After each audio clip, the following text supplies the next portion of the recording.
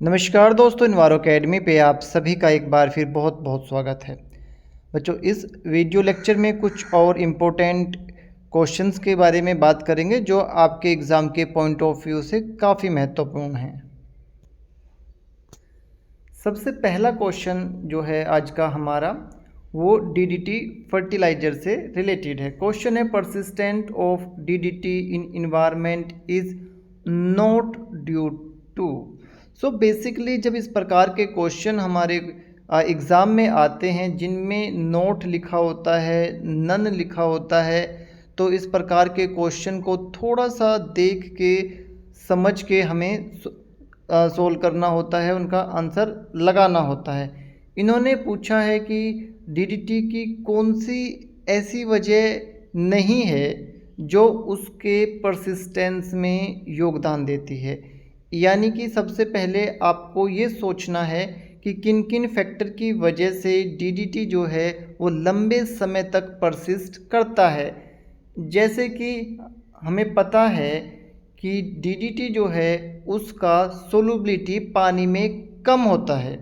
इसकी वजह से वो आसानी से वॉश आउट नहीं होता है। ये लाइट के साथ में, केमिकल के साथ में रिएक्शन नहीं करता है। इस वजह से भी ये डिग्रेड नहीं होता है और ये माइक्रोबियल डिग्रेडेशन भी इसका नहीं होता है। इस वजह से भी ये लंबे समय तक परसिस्ट करता है। इसका वेपर प्रेशर जो है लो होता है, इस वजह से ये आसानी से इवेपोरेट भी नहीं होता है।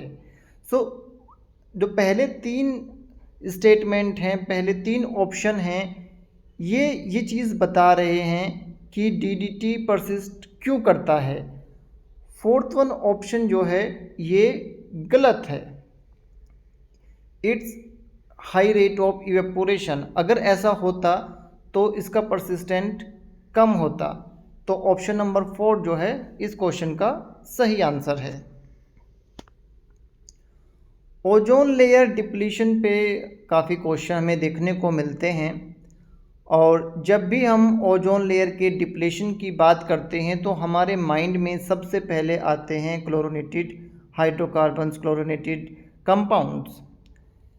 क्वेश्चन में हमें 4 ऑप्शन दिए गए हैं कि इन 4 ऑप्शन में से कौन से ऐसे ऑप्शन हैं जो ओजोन को डिप्लीट करते हैं। ऑप्शन नंबर ए तो आप सभी लोग जानते ही हैं, क्लोरोनेटेड हाइड्रोकार्बन। ये तो आप जो है आंख बंद करके लगा देंगे। अब बात आती है जो नीचे के लास्ट के 3 ऑप्शन है B, C and D, sulphur containing compound, carbon monoxide और नाइट्रोजन कंटेनिंग फर्टिलाइज़र। इनमें थोड़ा सा हमें सोचना पड़ेगा। ऑप्शन नंबर डी जो है ये भी आपके ओजोन डिप्लीशन को इन्हांस करता है। कैसे?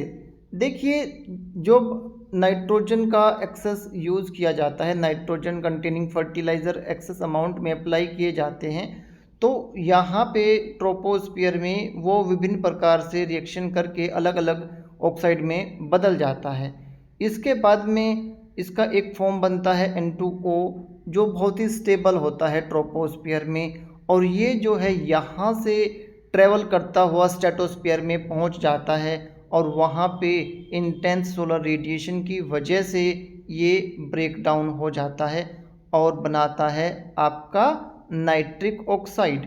नाइट्रिक ऑक्साइड जो है अब रिएक्शन करता है ओजोन के साथ में, और ओवरऑल अगर हम रिएक्शन देखेंगे तो ये ओजोन के मॉलिक्यूल्स को ब्रेक डाउन कर देता है।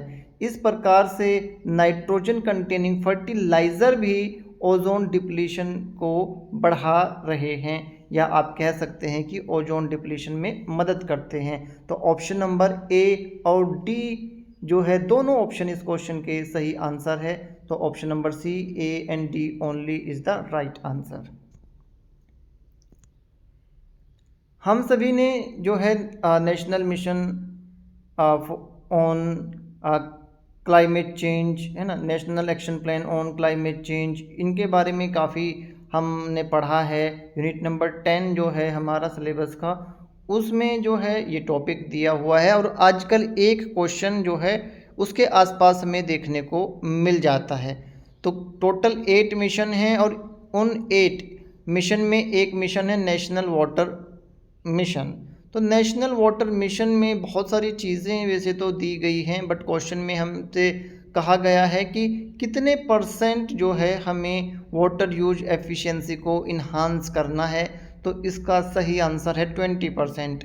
देखिए, हम अपने एग्रीकल्चर में बहुत सारा वाटर यूज़ करते हैं। अगर बेसिक इनपुट देखें हम तो एग्रीकल्चर में सबसे ज़्यादा पानी इस्तेमाल होता है। उसके बाद में इंडस्ट्रियल सेक्टर में जो है पानी का इस्तेमाल सबसे ज़्यादा होता है।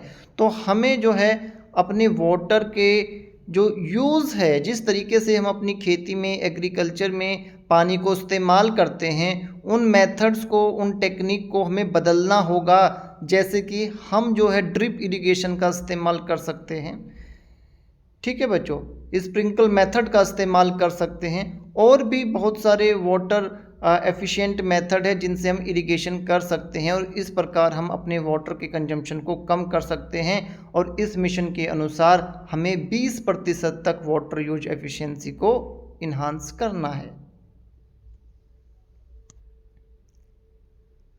अगला जो हमारा क्वेश्चन है, बेसिकली ये solar energy, solar panel, photovoltaic cell से रिलेटेड है। और इसमें जो है हमें 4 विभिन्न प्रकार के आपके मटेरियल दिए गए हैं। इन मटेरियल में जो बैंड गैप एनर्जी है उनको हमने जो है एक क्रम में लगाना है।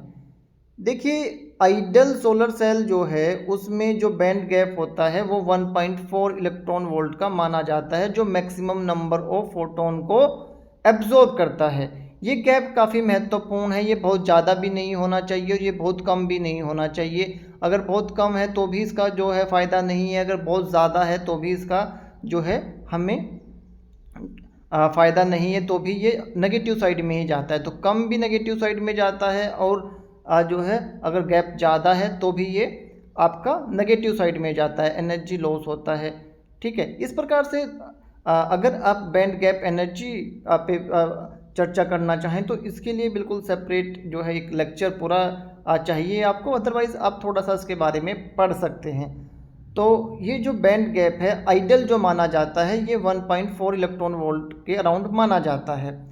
तो अलग अलग जो आपके यहाँ पे मटेरियल दिए गए हैं इनके अगर हम बैंड गैप की बात करें तो सबसे पहले अगर हम सिलिकॉन जो सबसे ज़्यादा इस्तेमाल होता है उसका बैंड गैप होता है 1.1 इलेक्ट्रॉन वोल्ट।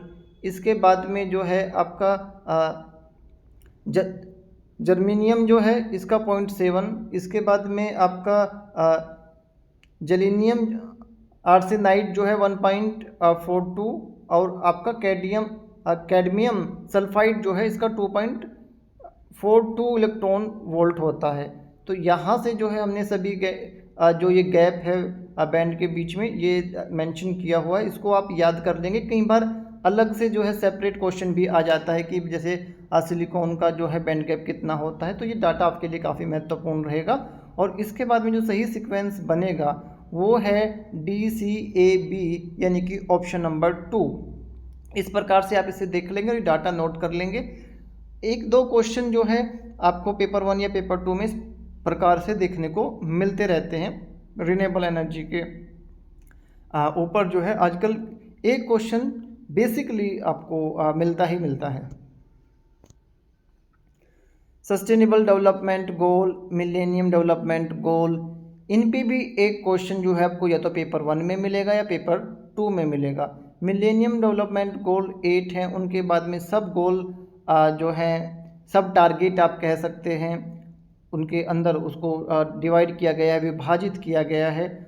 तो सबसे पहले तो 8 गोल कौन से हैं वही आपने अच्छे से याद कर लेना है। मिलेनियम डेवलपमेंट गोल कब आया और क्या इसका मोटिव था और कब तक जो है इसने अपने गोल को अचीव करना था, ये थोड़ी सी इन्फॉर्मेशन आप सबसे पहले इकट्ठा करेंगे क्योंकि उसके आसपास ज़्यादा क्वेश्चन आ जाते हैं। उसके बाद में थोड़ा डीप, जैसा इन्होंने 8 गोल के अंदर ही जो है जो टारगेट है, सब टारगेट है, उन पे क्वेश्चन किया है। तो इसमें जो है आपके जो सब टारगेट हैं वो हमने यहाँ पे मेंशन किए हैं। तो इनमें से जो हमारे ऑप्शन हैं 5, इसमें option number 1 to address special need of least developed country, to deal exhaustively with depth problem of developing nation, है ना, and to provide access of affordable essential drugs in developing world in collaboration with private sector. तो ये तीन जो हैं इसके सब गोल के अंदर आते हैं। बाकी आप बाकी जो ये दिए हुए हैं गोल 8 ABCDEF इनको एक बार देख लेंगे, इन पे भी कई बार क्वेश्चन आ जाते हैं। तो इस प्रकार से जो है आप अपने छोटे छोटे नोट्स बनाएंगे। जैसे मैंने बताया कि सबसे पहले मिलेनियम डेवलपमेंट गोल क्या है, उस ये कब आया था, इसके 8 गोल कौन से थे, क्या इसका मोटिव था, और उसके बाद में जैसे ये क्वेश्चन आया इसे आप लिख लेंगे और अपना पूरा डाटा बना के छोटा सा शॉर्ट नोट बना के याद कर लेंगे। हमें पूरी उम्मीद है बच्चों की ये वीडियो लेक्चर सीरीज़ आपके लिए काफ़ी उपयोगी प्रूफ होगी। लगातार सीखते रहिए, मुस्कुराते रहिए। हमारी बेस्ट विशेज़ आपके साथ में है। God bless you. Take care बच्चों।